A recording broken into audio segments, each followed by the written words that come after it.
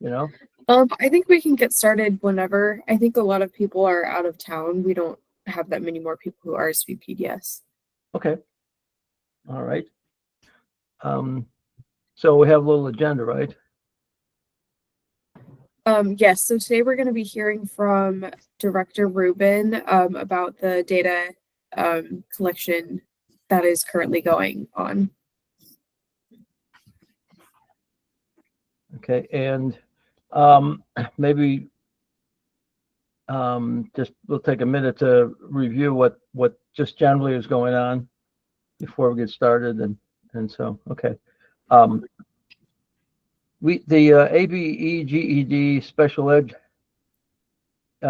work group, it doesn't really have one head. It's like sort of Danielle and Ainsley and I have been sort of running it together. Andrea Cantor is running the higher ed group, and Diana Bailey running the career tech and workforce development group. So ours is a lot wider ranging, I think, in its breadth of what we cover. So and I think everybody has seen, I hope everybody's seen the interim report that has been submitted. It lists the issues that we have come up with that we need to look at and define more in the next few months. And we have a rubric that we want to work through. So maybe we could put that up real quick so everybody sees how we're going to organize our work over the next couple of months.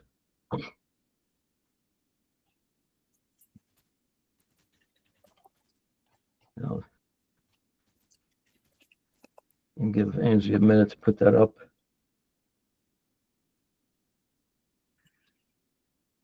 Okay, so is that big, a little bigger maybe? Okay, great.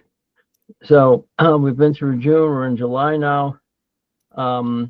So each one of the work groups is supposed to be looking at information on best practices, review activities or research, and then highlight current progress on improvements of current issues and practices, and make any adjustments to the proposals for policy change or legislative recommendations. That'll probably guide us through the next few months, but we have broken down each month. We may change some of the things we're going to be doing, but maybe if you want to skip over then to the framework. Well, in the end, what we'd like to have for the annual report recommendations is this particular framework. We'll have a background on each issue, 1 or 2 paragraphs, what's going on, and if there's any applicable law. They will do a description of the issue, why there is a problem, if any. Best practice, describe how other states or programs operate, and their outcomes, if applicable. This description of recommendations. So here's where we make a recommendation to differ from what is currently going on, if that's the case, and how it will align with best practice. And then a success metrics, which will allow us to measure whether there's improvement along the way. So it's one thing to say we're going to do this or that, but how do we measure? So that's each one of the issues that's in the interim report. We will work on those with this framework in mind. So if there are any questions, maybe before we begin, are there any questions on this framework that we're going to be using as we go toward the November production of an annual report? Are there any questions at all about this or suggestions from anyone? Just want to make sure we're on the same page, okay? So I see a note that Alyssa, she can only I'm so sorry. It sounds so crazy, but I have an emergency vet appointment for my dog at 10:30. Not crazy. So sorry. Everybody's got pets, understands. So maybe what we could do is just for a moment, just to talk about, have Alyssa very briefly, as she did yesterday with the commission, but for those who weren't on that meeting, just talk about her particular issue, and then we're going to have a presentation. We'll go to that, I think, by Director Rochelle after. So, Alyssa, do you want to, did you want to talk about the issues that you raised yesterday? The issues that I raised yesterday had to do with our need for additional information on the special ed side of things, including the most recent monitoring report, as well as the FY21 monitoring of MSDE of the program. Important to note that in the FY21, there were no violations identified. So we just want to know what happened in the most recent. They also might have made recommendations. I have no idea. And then the other issue was the policies and procedures of special education. I forget the exact name. John, you probably have it at the tip of your tongue. The special education handbook, I think it's called, maybe correctional education special ed handbook. And you all know more than I do about where that is, but it's just, I think, a project that's been ongoing and is near completion. And so that's a good thing to just to take a look at. I'm sure that it's in compliance. I mean, if MSD is reviewing it, I'm sure there are no issues there, but something good to see.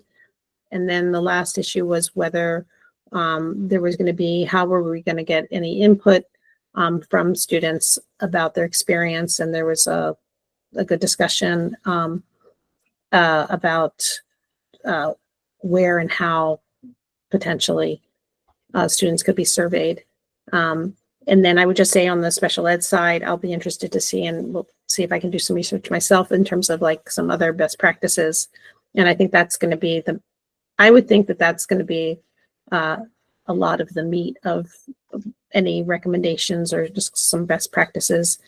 And then the other issue that impacts students with disabilities, as it impacts all students, is whether, trying to identify what are the barriers to the GED passage for particularly students with disabilities, and is there another route to a diploma, because the GED can be in and of itself a barrier in terms of how difficult it is, particularly for students with disabilities.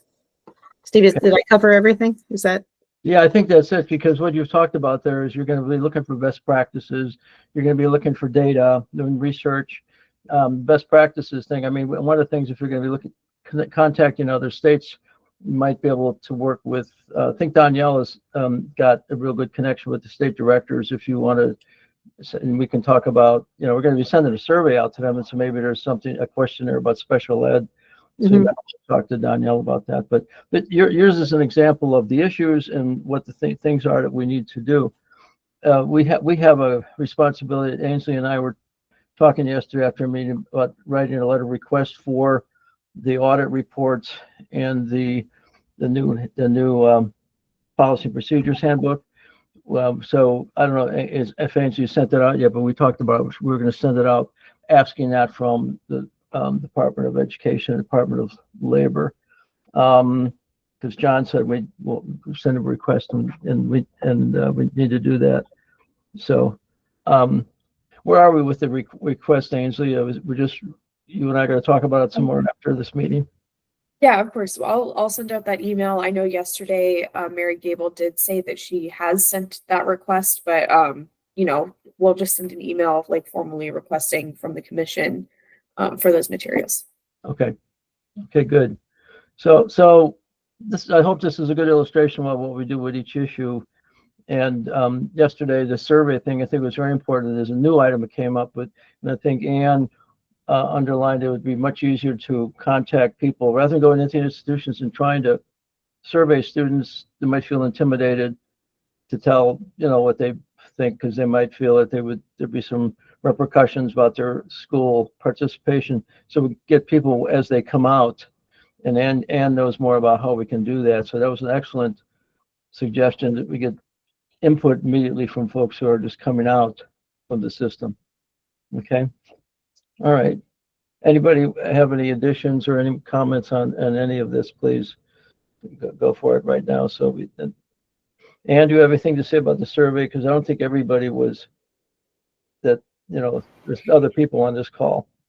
So, I mean, my suggestion was rather than trying to get people while they are still on the inside would be to put the information where they can fill out or go online to fill out a survey or mail something in at the DPP intake offices where everybody has to go unless you literally do your sentence to expiration, which is incredibly rare. I mean, you could also put it in the release packet, but I feel like putting it in the release packet at DOC would still face the same procedural hurdles that you would with getting it behind the wall, because there's lots of procedural hurdles to getting approved to going behind the wall. Having it handed out as a flyer or as a survey with like a mailing envelope at the DPP intake office, not the agent's office, but the place that everybody has to go to, the same place in the county. Would kind of hit almost everybody, and it would be there would be less procedural hurdles to surveying people post-release, and it would only get people who are immediately coming out, and it would eliminate people who are probation only, which going to like a regular DPP office, you would get a whole bunch of like probation only and people that were in local detention centers and were never in the state centers. So that's kind of why I suggested like that specific point of contact. But that was the alternative that I had proposed, or that to do them concurrently. Well, it's excellent because you're so much involved with this reentry process and helping people as they come out. So you know the logistics, you know the organization, so that we can get as much response as possible. And you know people might or may not respond, but if we get a good sampling, that would be terrific. So, okay. All right. So Ainsley, do you want to? I guess the next item is to have. Do you want to introduce the director for correctional education? Oh yeah, of course. Rochelle Rubin is here today. She is the director of correctional education for the Department of Labor, and she's just going to give us an overview of the data collection process. And we're lucky to have her here. I know that she was on leave today, so we thank her for making time for the commission today. Thank you, Ainsley. I appreciate that. Just two housekeeping items. I have been, my internet seems to be a little wonky. So if I go off camera or something happens, please forgive me. And Benjamin Morad is here with me, and he's going to help me navigate because I don't have access to my dashboard and all of my laptop and all of that good stuff. All right. So I didn't know where we would start, but since Alyssa has something pressing, I think I'd like to start with special education. A few things that I'd like to preface the conversation with. One of the things that, and I appreciate the opportunity to speak, one of the things that we are hyper focused on is data. And what I mean by that, though, is real-time data that helps us to make daily decisions around our leadership, our instructional program, and our teacher efficacy. So when we talk about the data that's available to us through CE Main and CE Student, those are hard link data that requires programs to be written and access and all of these things that have to happen. So for global data points, they're fine. It's fine. When we talk about a finite, more granular look at the data that helps to influence what we need to do in correctional education, we've created some internal data keeping mechanisms that allow us to do that. Moreover, we had the opportunity to work with Do It most recently, and we have a meeting set up because I was not aware as the director that there was an entire software suite that Do It has that is available to correctional education. And that software suite, one of the things that they have there is Click. And so we're taking a look, we're going to work with Do It, with DPSCS, and then later on with Origin, as a matter of fact, to see how we can upload that software to build dashboards and to make some of the data that I will demonstrate to you today speak to each other and work in real time. So we'll start with special education, and I see that the Deputy Director, Jessica Johnson, has joined. I appreciate that because she has a background in special education. One of the recommendations I would additionally like to make is I think it would be important to have our special education coordinator join some of the conversation at some point to talk through the intricacies and the complexities of this. But most recently, we had a retreat, and I want to show you some slides from special education. Ben, if you're able to put that up from what Ms. Lander presented, because I think it gives the group a snapshot. And you're gonna have to make it much bigger. And Jessica, if you have access, please help me walk through. Thank you very much, because I'm on my phone. So when we take a look at sort of where we stand with disabilities, I want you, Ben, maybe just read through for me, and then I'll capture. If I'm still having trouble. Yes, so 169 students served over the fiscal year for specific learning disability, 26 at 15.4%, emotional disability, 44, so 26% of the total, intellectual disability, 27, 16% of the total, multiple disabilities, 2.4% of the total, and other health impairments, 68 students at 40% of the total. So thank you. And it's important for us to have this. It's important for the coordinator to be able to do this, because when we get to the juxtaposition of where we landed, which I'm sure you're aware, is that for the FY25 year, and you'll see this in an upcoming slide, we only had 2 special education students that received their diploma, right? So what we're looking at is, are the services being offered with fidelity? Some of our investigation has elucidated that we need to do more around teacher efficacy. We actually have a meeting planned with all special educator teachers, and we have this training built into the professional learning framework that we've developed for correctional education. So this gives you an overview of where we stand. And then when you see the upcoming slides, you're going to be asking yourself the same questions that we have, right? To interrogate the data to say, well, if only 2 passed, what was their disability? Where were they? What did that instruction look like? And how can we get more students to receive their diploma? Who was on SEG? What does that data look like, right? So we'll go to the next slide. Ben, let's do the same thing. Sure. So this is student with disability exits by exit reason. A total of 105 exits over the course of the fiscal year. So 2% earned the GED, 1.9 actually, and then 31 aged out, and that's 29.5% of the total.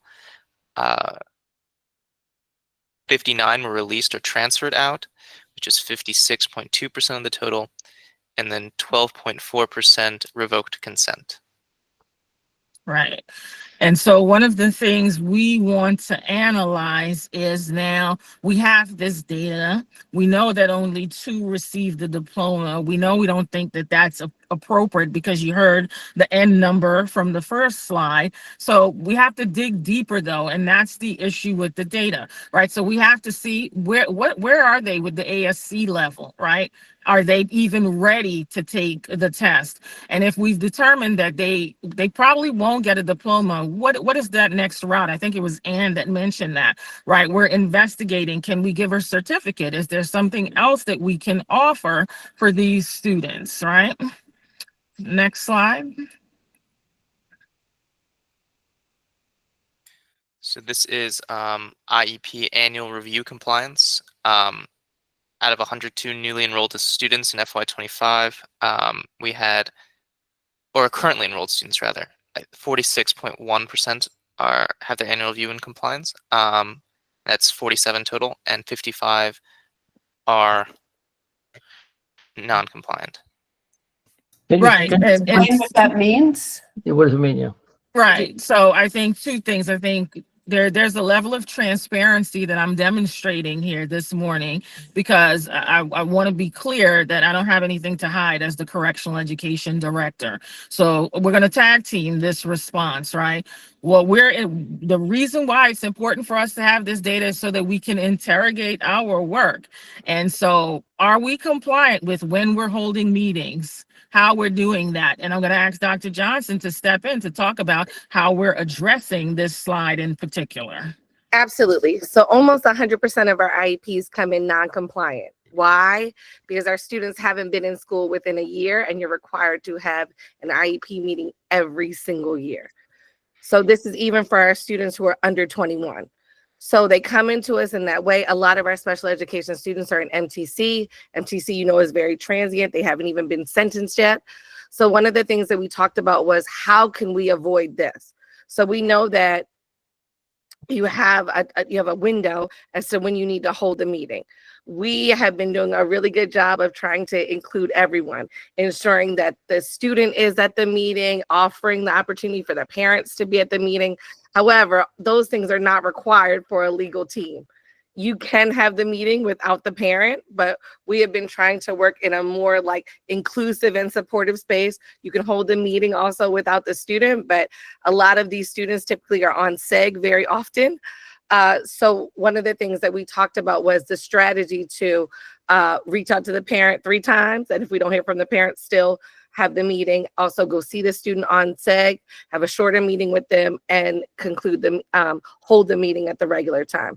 So I think in a space of us trying to do the most, it made our data not look as good as it should, but this data will not look like that next in the upcoming year. With the thoughtful changes to our process, this number will be at 90% compliance in the upcoming year. But it will always be a certain amount of students, just based on that. Once they come in and we realize that they have an IEP, they're going to be non-compliant until that meeting is held. And the next slide reflects the same thing. Yes, you can switch to the next slide, Ben. Thank you. The same thing. So the IEP reevaluation and compliance, if you're a student who has a disability every 3 years, we check to see if your disability code is still appropriate for you. Again, our students have been out of school. Sometimes we have a student where the last time they were assessed, they were in 1st grade or 5th grade. The meeting just has to be held to see if the data is relevant, if testing is needed, and if the disability code is appropriate. This also can be held much more quickly. We don't have to wait the 90 days. And again, they were trying to do the same thing, have this large team that's not required. So we're going to hold the meeting much earlier in that window rather than waiting to the end.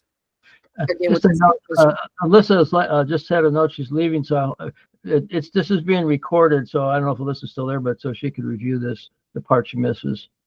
And this number also for the upcoming year will be, in the 90%. Thank you. Is that our last slide, I believe, or there's one more? I think that's the last one. No, absolutely. Before I move on to the GED, John, is that your hand? I can't tell. It's not. Okay, sorry. No. Any questions on special education for us? Yeah, I think for some of the people, there might be some acronyms and things like just an MTC, that's Maryland Transitional Center, or, so as opposed to MCTC. So maybe just for clarification on some of the acronyms, and compliant and non-compliant. I'm just trying to. I really appreciate this kind of data. This is very interesting and very helpful. But non-compliant meaning, so you're saying, I'm just trying to see if I understand this. Tell me if I'm wrong. Non-compliant means that they come in and you do the necessary review and meetings, and so whatever percent was non-compliant because you didn't complete some part of the required. Whereas the compliant means you finished everything. Is that what it means, or better? No. That is a great question. I'm glad you said that. No, it just meant that it didn't happen within the time window. It doesn't mean that it didn't happen at all. So let's say that I came in, I'm at Maryland Transitional Center. I'm a student with a disability. My meeting might have been held a day after the window closed. The meeting was still held, but the compliant is still going to show up as red because it's going to show up that it was out of the compliance window. Okay, well, that's helpful. And just for everybody else, I mean, I'm trying to, people who might not have the experience working behind the walls, or this is a very difficult population to work with. If you see there's emotional disturbance and there's learning disabilities, often the learning disability is, ADHD, where it's really hard to get people to focus. And in this environment, many of the special ed students get in trouble in the institution and get put on segregation. And in a way, through no fault of their own, because that's the way they are. But on the other hand, there are rules in a prison. If you do this or that, you're going to get seg or whatever. So it's always been an extremely difficult population to work with. So when you say compliant, non-compliant, you go all kinds of detail, but I think your explanation is saying, well, we did it not within the time frame, but we did it. So and so you might want to make sure people understand that. Otherwise, they're going to say, well, if you're not reaching these people, or you're not, it's a very difficult situation. I see Ann shaking her head too, because she certainly understands it as well as anybody. So I appreciate this data. Go ahead. I'm sure there are questions from other people. Ann, do you have your hand up? Yeah. Yes. So I noticed that there were a lot of people who either aged out or were released. And really, it was like the released and transferred was your lion's share. And then your aged out was the next big group. And then the rest of the people, it was fractional. So I think the biggest question I have is, what kind of aftercare do you have for these people who are being released? And then for the people who are being transferred away, why would they be transferred away from needed services? Because that doesn't make a lot of sense to me if they have services that they're entitled to and they need, and they're being transferred to a place where they can't access those services. And is there any coordination with DPP for aftercare, or is that something that you're looking at with any of these new, like the new staff that you've hired? How are you addressing that? No, those are great questions, and thank you. So the mobility continues to plague us, right? We try to stay on top of it. So one of the responsibilities of the coordinator of special education is to make sure, because the services are mandatory. So to make sure that she's following them from institution to institution, if they're being transferred, that we're connected with the principals and they immediately get into class through case management. I'm going to go ahead and say I don't know how John feels. I'm just going to go ahead and say, yes, one of the positions that we have, the student success specialist, is designed for this aftercare. In particular, it's going to be our first foray into reentry work in a meaningful way through correctional education. We do reentry work in workforce development. That team has been doing that with the navigators. Our student success specialist will allow us to do that aftercare. We're going to have an annual caseload. So if you're on the 180-day list, you're released in 6 months.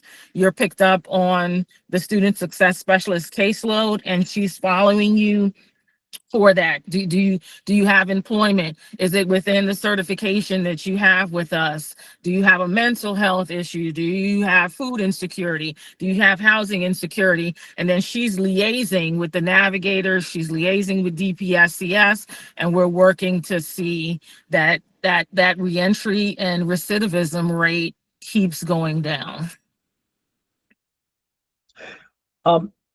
I have a question, maybe comment too. Like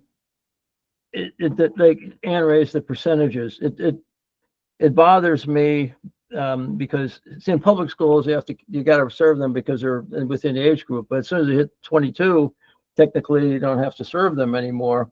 So, and what if they stay in school or stay? I mean, is there any attempt at all to continue or tell the regular teachers, look, he was in special ed or she was in special ed, and there's a few things you could do to help because, they need some assistance in their instruction or whatever. I guess that's one comment. The other is, what are the accommodations the GED testing service gives for the enlightened people who are on the works in this Zoom meeting, so they understand better what you can do with the GED for people who have disabilities. So, I mean, that's a lot there, but so go ahead. Director Rubin, can I talk about professional learning? Yep. So for all of our students, right, the majority of them have had interrupted instruction. So a big focus for our professional learning for the upcoming year is explicit instruction, it being based in andragogy, as well as putting in the appropriate scaffolds. A lot of the things that show up as accommodations and modifications for our students with disabilities that are on their IEP is just effective instruction. So we have 2 full days at the beginning of the school year that are the beginning of the fiscal year that are dedicated to showing this to all of our teachers. So that's August 25th and 26th, and the next 2 days will be dedicated to professional learning, because most of our students with disabilities are in general education classrooms. They're in the least restrictive environment A, meaning that they're in the general education setting.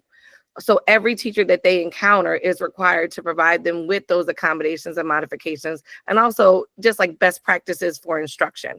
So we are being very thoughtful with our professional learning, not only for those 4 days that I'm speaking of, but that they'll take place statewide throughout the upcoming fiscal year, with accompanying school-based professional learning and professional learning communities.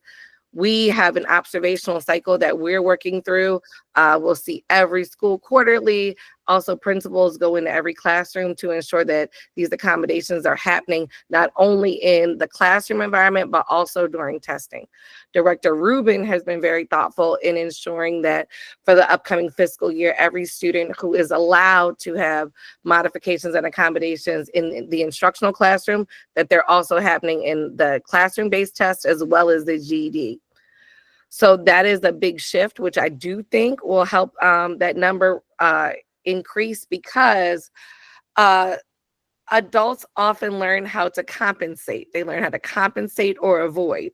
So I think, Dr. Stephen, to your point, like what happens after, one of the things that the numbers doesn't show is, yeah, you may have been dismissed from special ed because you've aged out, but it doesn't mean that your learning did not continue as a general education student. You might be still continuing your education, but you wouldn't show up in that data. We want our students to be empowered and to know what services they need that help them learn the best, so that they're able to advocate for themselves. And what are the, I'm familiar with generally, but just for everybody else, what are the types of accommodations a GED testing service can do? Yeah. So one is they can have the test read to them verbatim, if that's an accommodation that you have. You can have the monitoring of your responses. You can have breaks. You can have it kind of like chunked out for you.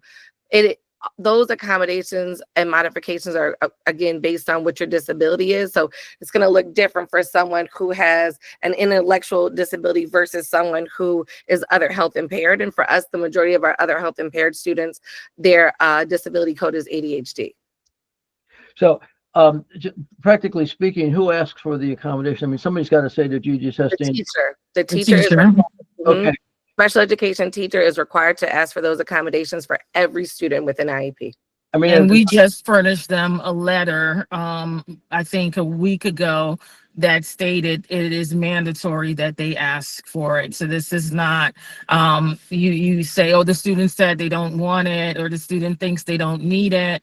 So, and part of the training that Dr. Johnson referenced will be walking the teachers through how they go through that process. And just an illustration drove me nuts in Howard County when I was tutoring just before COVID, and I found a guy who was otherwise bright, had a processing issue. He was very slow in everything he did. I relearned high school math to teach him, to tutor in math, and I noticed that he could get everything, but it took him 3 times as long as the average person, and he had flunked the math test 3 times. At GED test. He was an older guy already. He was, older, meaning he was in his late 20s, 30, not a younger kid. And it just drove me nuts, because case management said, we're not going to give any special accommodations. You're going to take the GED test just like everybody else. So it's very important to know that who's in control of that. He did pass, by the way. he made it, and yay, you know. But so those kind of things are important for this population. As Alyssa brought up, why we aren't getting so many GEDs. Some of them, I guess the intellectually impaired folks may never get more than a certificate, right? So yes, let's talk about that. Yes. So like extended time would work great for the student that you just talked about, and that would be allowed on the GED as long as it was part of his special ed accommodation. One of the things that we talked about at our recent retreat is we do have access to Maryland Online, so we can see who was on certificate track. I would imagine that a lot of our students who are coded as having an intellectual disability were on certificate track. One of the things that we have to get approved that we are working on building, and it has to go through COMAR and all that fun stuff, is a certificate track for our students who are within correctional education. So would that require a piece of legislation? It would not. No. Okay. It would not. I mean, Other it systems do it. creation Yeah, and I'm approval, not sure but why. it would not require that.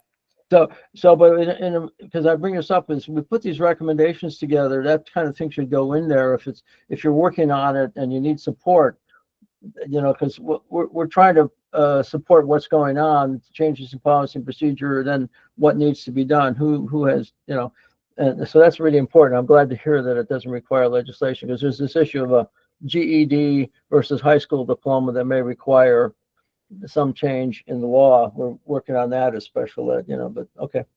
I monopolized the discussion. I'm sorry, go ahead. If there are no other questions, I think the last thing to say as it pertains to the special education data is we are mapping a closer relationship between the academic programs, but it really should have never been separated, right? They go hand in hand. And so the trainings have to happen together. What we do with the teachers have to happen together, and how we monitor what's happening in the classroom needs to be designed together as well. So that's a great segue to the GED data. I'd like to share Can I this ask list. one more question before you do that? You mentioned training in August. Yes. Staff, I mean, could you announce that or let people who are on the commission participate in some way if they felt like it? You know, just to see what's going on. You know, as a reading specialist and somebody who actually started the special ed program years ago, when it became law, I'd really be interested in just at least, you know, partially attending or seeing what the agenda and the materials are and all that stuff. No, we'd be happy to. We can share those dates with Ainsley. And that can be a follow-up action item for us, Jessica and Ben. That's anything you send to Ainsley, send to me. We work hand in hand, so I appreciate it. Okay, sure, absolutely. I'd like to share this internal. Terrific presentation, by the way, on special ed. I appreciate it. Oh, no, thank you. I'd like to share the GED data. This is an internal tracking mechanism that we created. I don't know if I want to put us on the spot, but 2018, I will use 2018 was the highest GED number pre-pandemic, right? About 437 GEDs attained. On our DWDAL strategic plan, we set out goals for the year. So our goal, very transparently, for GED increase was 350, and that was from last year. I believe our number was 267. We landed painfully for us because we dug in this year. We landed at 330 GEDs. But I want to illustrate to you why it's important for us as the leadership to have data that looks like this. And this is a simple Excel file that Ben and the coordinator, the academic coordinator's assistant, they help to update in real time, right? And you can draw some conclusions just by looking at this, right? So if you see, we then color coded this. We mapped it to say, okay, who's green? Green means you met your goal. Yellow, you were close, and then red, you didn't. We also keep shutdown data, and Ben can share that later if there's a desire to see that. But there's something that jumps out at you right away. We have an institution that's in red. And if you look at the numbers, now I was an English teacher, right? So, but this is clear. This is crystal clear in terms of numbers. If this institution had garnered even just 20, not even the full 31, we would have met our goals. So that's number one. So we know shutdown is an indicator. We're not bullying anyone with this data, right? We're not using the data as a baseball bat. We're using it to ask more questions, because if you look at our yellows, we're asking, okay, why didn't you make it? Well, I think WCI should be applauded, right? Because they were second in shutdowns to the institution that was first in shutdowns, that's in red. They managed at one of their institution, it's one principal for WCI and NBCI, that's Western Correctional Institute, right? And North Branch Correctional Institute. WCI got within one of meeting their goal, even though they were second in shutdowns. So then we're asking ourselves, well, what were the best practices employed in that space, right? Was it a combination of leadership? Is it a combination of the staffing issue with DPSCS? Is it staffing on our side? Well, we knew we were 90% staffed for this year, so it wasn't a staffing issue on our side. We're asking deeper questions to get to this. And then if you look at an institution like MCIJ, we want to ask ourselves, why not, right? Then we want to have a conversation with the principal as to why not, right? And we're asking deeper questions. We're going to remove the TABE cap this year because we said, hey, are we creating an internal barrier to certain students getting to the GED faster? We're looking at seat time. Are you logging 300 hours in an ABE classroom? Why haven't you made it to the GED? How fast are we getting students off of the wait list? Ben can upload our internal wait list data that we're constantly looking at. How are we rotating through? But this is integral. So this is a 20% increase for us this year, right? We're going to set our fiscal FY26 goal at 385. And I'll tell you why. That's the goal. That's going to be the public goal. My internal goal is to get us back to 2018, right? How do you determine what the goal is? Oh, that's an excellent question, Judith. So there was a formula. This is an excellent question. There was a formula that was utilized in correctional education prior to my tenure. And we've been interrogating the formula because the formula looked a great deal at enrollment. I'm going to ask Dr. Johnson to jump in as well. The formula looked a great deal at enrollment and what was your enrollment capacity, but it was inflexible. It wasn't fluid. So your enrollment could have changed, shifted, you lost staffing, all of these things have shutdowns, electrical things, power outages, and your goal remained the same. And then at the end of the year, we were like, okay, well, what happened? And so we noticed that we weren't making the gains. So what we're doing is a 10% increase, right? We don't have because with correctional education, there isn't an algorithm that we can use because of the variability from institution to institution, but we're trying to narrow the lane. So we looked at your size, we looked at your capacity, and if you look at our list, Judith, you'll see we had some institutions plus their goal. Right. And so we're examining, well, what happened there, right? We're logging all of the indicators at those institutions. We want to replicate that. Yeah. Then we want to do a couple of things, like we want to partner with NEPD to offer sort of a virtual self-paced opportunity for GED attainment, sort of like a high school. John, I want to give you a big shout out because John is the one that brought it to me, worked with adult education, we partnered with them, partnered with NEDP. Then we spoke to Origin. Origin said, yeah, we think we can put it on our tablet. Well, we already had a model because our transition independent study program, Ben can share that data later. We saw that there were many students who were very capable of doing a self-paced program where they had an opportunity in the library, they got onto the tablet, and they completed those course modules successfully. So we're looking to partner with NEDP to see if we can gain more diplomas that way. And then finally, we got a GoCap grant, and we're going to launch a pilot virtual instruction and engagement program and look to gain more diplomas that way. And you can see having this data allowed us to look at, we didn't say, okay, let's berate anyone. We said, okay, so now what do we do? And those are two new initiatives as a result of being able to track the data in this way. And then obviously we're looking at RCI as our first school in that virtual pilot where we go onto the LMS system. We have teachers on there teaching, and we try to keep the academic instruction going while we'll need to continue to partner with them around the occupational courses as well. Ainsley. Yeah, I apologize for not being on camera. My internet is a little shaky, but you mentioned Origin. Is Origin available? I know that like they're using it for post-secondary programming, but is Origin available in all of the educational like laptops or tablets?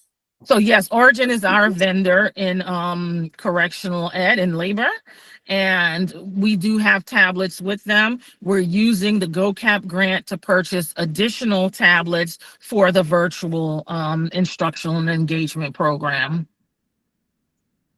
Awesome, thank you. Sure. I can't see everyone. I have a question. You keep saying it, and NDEP. Can you tell everybody what that is, please? Oh, don't get me the line about the acronym. Ben, do you have it? It is like it's like a diploma I've got you program. covered. Yep. Any Thank DP, you, this is John. any DP is the National External Diploma Program. It's one of the alternative pathways to a diploma in Maryland that we employ on the adult education side. It's a little tough to integrate it into correctional education because of all the security protocols and what's required from the independent learner to do research on their own. But we're working with the Origin to figure out a way to, knock down those barriers and see if it's possible. Yeah, because that's one of the alternatives, and Alyssa talked about alternatives for special ed. I mean, that may or may not be appropriate for them, but it's good to know what these things are, and I appreciate that. Thank you. Anne, is your hand up? Yeah, I had a question about well, first of all, I wanted to shout out MCTC because I see they're the highest plus and they had a big shutdown rate. So I want to shout out MCTC. But the tablets that you're using, they are the Origins tablets that usually only work in the school area. And my understanding is that there was a contract issue between that tablet system and the ViaPath tablet system that has taken over the cell area, and that can't be sorted out for another 2 years. So how are you overcoming that so that tablet system is useful at RCI when it's locked down and people can't get up to the school area? I think Danielle has her hand up. Yeah, we're actually in talks with both ViaPath and Origin. It is in very initial talks and with the governor's office to actually put Origin's LMS and platform, their software, on the ViaPath tablets. It is, again, very initial talks right now. So that is a path that we are hoping to see move forward down the line so that everybody can access the Origin platform from their ViaPath tablet in the housing unit. Oh, go ahead, John. Yeah, I just wanted to add too, and this is a great example. And Danielle, thank you for your partnership and making that happen. This is something we've been asking for about 2.5 years, just to give everybody an example of the speed at which bureaucracy moves from time to time. But Danielle, I can't thank you enough for getting into the weeds and quite frankly, making some demands of the competition. So we appreciate it. And just to speak to the tablets, and to also kind of explain the number. So one of the things, I'm not sure if Director Rubin shared, but we actually increased our GEDs by 24% from the past fiscal year to this fiscal year. And I think that certainly needs to be celebrated, especially considering we were down essentially an entire institution. And MCTC had some closings. NBCI certainly had some closings. I think that that is like a shout out at those two institutions to one, I think creative leadership on behalf of the principals, and to the partnership with our partners, TPSCS. Something that I want to share as it relates to the numbers is we wanted to be really thoughtful about that. Like, there's just not this huge influx of folks saying like, yes, I'm going to come and I'm going to be an officer at RCI. So we had to get creative in creating a virtual program for those students. That virtual program takes about 3 times the amount of time it would take if those students were coming to school to complete, to earn a GED. So we had to think about that as we forecasted the GED for the upcoming school year. We also had to consider the fact that we do have those good partnerships and some of the creativity that can be exercised between our TPSCS partners across the region. So it's really a space of both. And we wanted to have a GED number that is both ambitious, but that also is a SMART goal that we can realistically attain it by working together with the changes that we're making. I think when in the presentation of your data, you alluded to the shutdowns, each institution being different, or there's a construction issue, there's officer shortage and all that stuff. I think it'd be good to in the report to say that when you have all those different colors, and just somehow you can't get so detailed that this would be a long list of all the problems, but to give people an idea of what is going on, that it's not just one institution versus the other, it's an institution versus all the issues within the institution, and people ought to know that. Because some places there won't be an officer shortage, but there might be other issues. But that's to help illustrate why people didn't make the goal, and why the goal needs to be flexible, as was mentioned. So that would be helpful in the presentation of the data. I also have a question.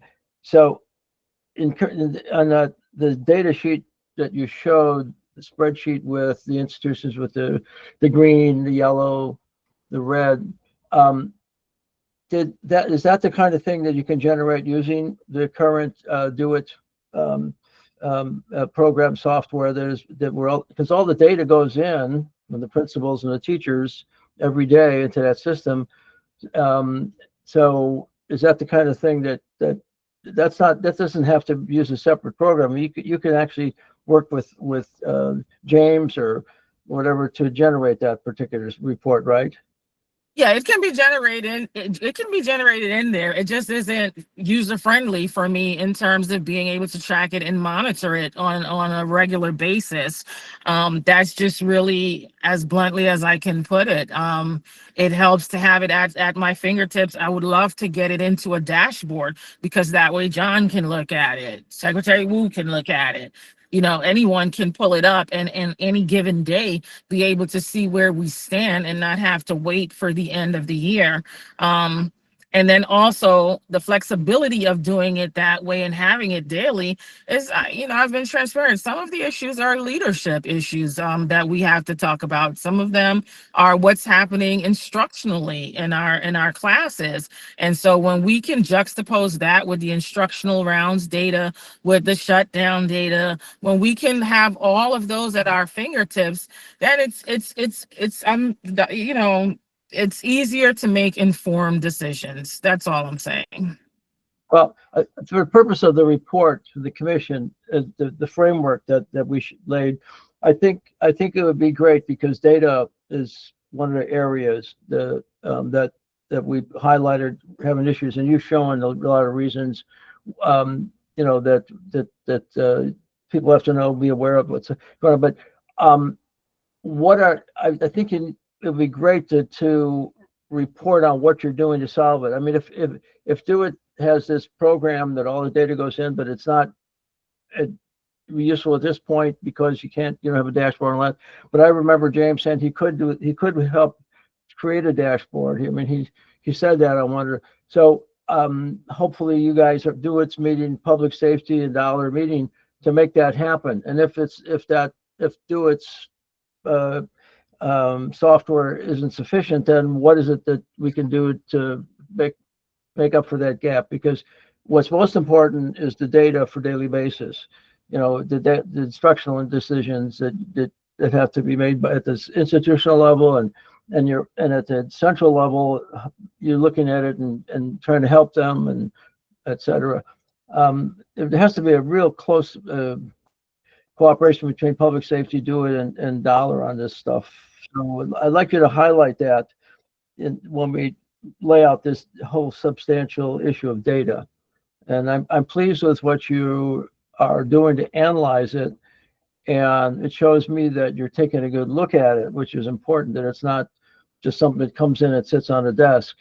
That it's realistic, real time, and you're making efforts to take care of and understand why it's happening and what can be done about it. And I'm really pleased that you're trying to solve this tablet thing.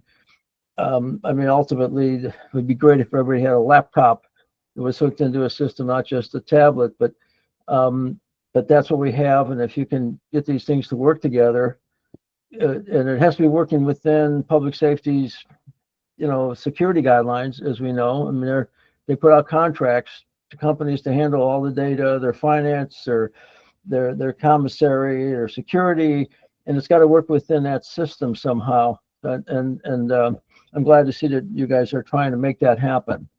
Okay, so I'm not just making comments about looking at this from the commission's viewpoint. What I think is good is going on. I want you to explain it so people know it when we make our reports, okay? Because we're trying to pinpoint problems and what people are doing. I want to see more of what people are doing so people get a positive idea. It's not all critical, we're not criticizing people. We're trying to pinpoint what can be done, okay? Okay. Dr. Stephen, we do have a lot of that data. So what Ben and I can do is we can add another column to the GED to explain, like, this institution had fire suppression. This institution, had an officer shortage, and also some of the positive things that they did. Like MCTC certainly also had shutdowns, but they got really creative and, had 4 classes all running in one, auditorium, or everybody was working on shop row, or they moved into the classrooms. So we can certainly add that column. I do want to add that in the interim to getting this dashboard, Director Rubin and I have figured out a way to ensure that we know what's happening at every school. So we are meeting with principals monthly to monitor their ASC completions, their GED completions, their IRC and their trade completions, so that we are able to not only look at the hard data, but we are having those long conversations with principals to get the story behind either their success or help work very thoughtfully to remove those barriers. Okay, good. Excellent. So I don't know the time frame, if you all want to actually see anything else. Try to keep it to an hour for everybody. I have about an hour and 15 drop dead. I'd have, but and Ainsley and I need to meet too, so that's part of the problem. But if you have some more, go ahead. So just quickly, because I just want you to show Ben sort of the occupational dashboard that we've created. It's called the leadership board. And this is the way we're able to track the IRCs, the industry recognized credentials, and the occupational certifications. And we're having each coordinator mimic this. So you saw it for GED, you're seeing it now for occupation. Transitions made one. Even the library program has one, so that we're able to track sort of what's happening with patronage in our libraries and how that ultimately helps to connect back to the instructional program. So that's what I'm talking about with the data, right? To create something where all of these things speak to each other, and we can have a full picture of the state of correctional education every day as we're going. So we're not at the end like, oh my gosh, I didn't know we were behind. I didn't know this was happening. So we're having intentional conversations across. I'm happy to share. I'll stop here, but as you can see, industry recognized credentials doing really well. May I suggest that do this for the career tech and workforce development group? I mean, so because there are a lot of issues I can just see looking at this that they'll have questions about, because the numbers of certificates and where they're coming from each Okay. institution, et cetera. So I invite you to, work with Ainsley and whatever the date is for the next meeting, so that you could do a presentation on how you're collecting that data and handling it and looking at it, analyzing it. Okay. No, okay. I'm happy to do that. Okay. All right. Great. I'll stop there. Thank you for the time. Okay. Any comments? Ainsley, are you still connected? I know you were having some connectivity problems. Yeah, I'm still here. Just have Okay, my good. camera off. So I think this has been very, very helpful. And if you can share some of these slides, we can put it into our Dropbox. They'll take some screenshots or something just to put in, and maybe, with give it to, I mean, this is all recorded and all that, but if somebody wants to go to Dropbox and look at that, maybe there's some explanation briefly you could give with this, be helpful.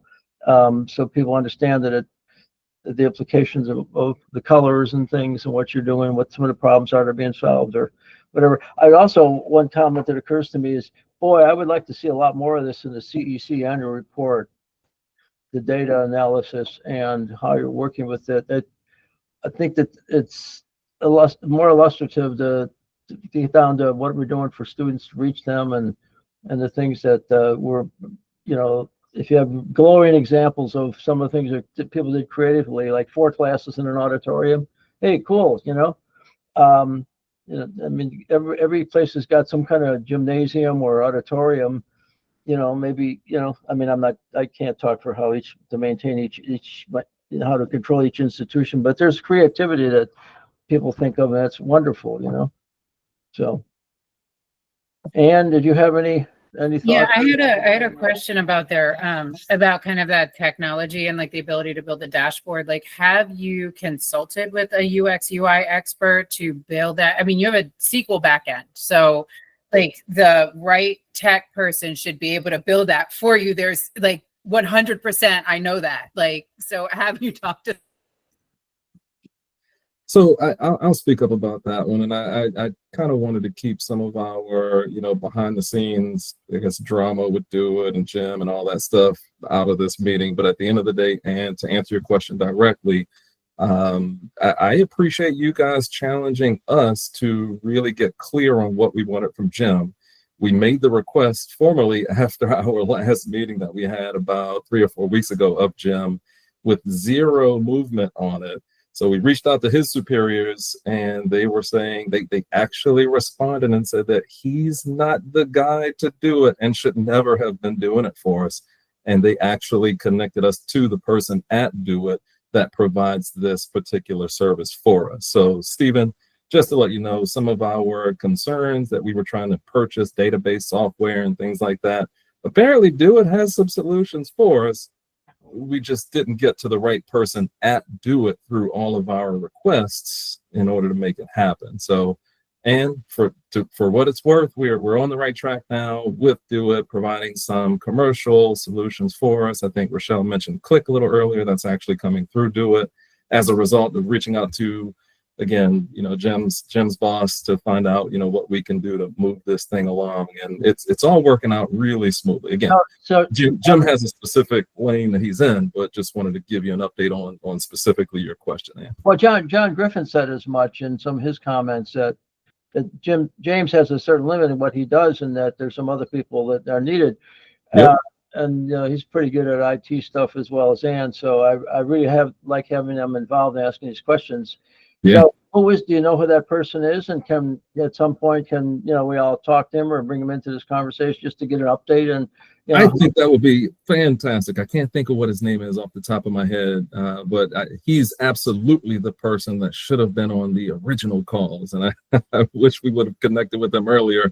But for what it's worth, Jim is literally the only person we ever connected with and didn't know that there was another person that we should have been talking to. So we've learned a lot in the last 4 weeks or so. So, and I hope that Do It, and then it's Do It Dollar and DPSCS on these meetings, and not off one or the other going by themselves. Yeah.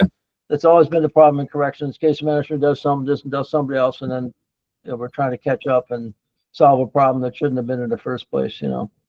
So, okay. Agreed. I think, you know, we've gone over that. I thought this has been a very fruitful meeting. And I appreciate all of you and meeting some of you for the, you know, first time visually, and Ben and Jessica and see some of the other folks that I know pretty well, and maybe a few others that were on. I know the delegate Pesters, Aid Riley was on. She had to drop off at a certain point.